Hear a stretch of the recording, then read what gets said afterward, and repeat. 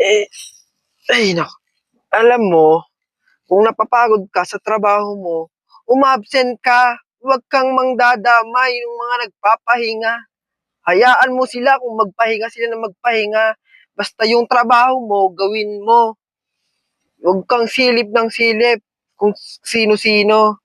Hayaan mo sila kung sila maghiga-higa dyan, kung natutuwa sila na trabaho nila, patulog-tulog lang, sumesweldo sila. Hayaan mo sila. Basta ikaw, ginagawa mo yung trabaho mo.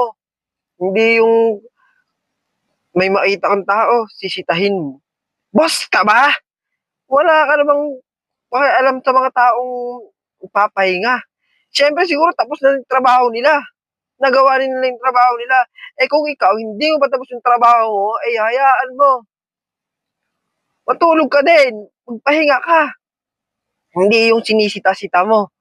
Wala ka rin namang magawa pag magkakaharap kayo. Hayaan mo sila magpahinga. Sumasahod ka din naman, sumasahod din naman sila.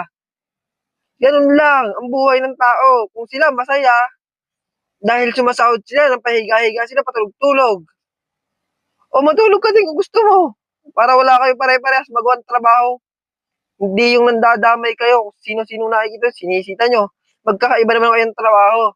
Ganun talaga ang tao. Tumalsik pa ang laway ko, kakabisit kayo. Lahat ng tao, may kanya-kanyang trabaho. Kung ang trabaho nila ay magpatulog-tulog, aba, swerte naman nila.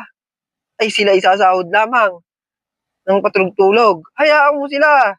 Konsyensya na nila yon. Basta ikaw, gawin mo ang trabaho mo. Pag natapos ka na, matulog ka na din. Gusto mo, huwag ka nang gumising. Kung gusto mo, yun lang.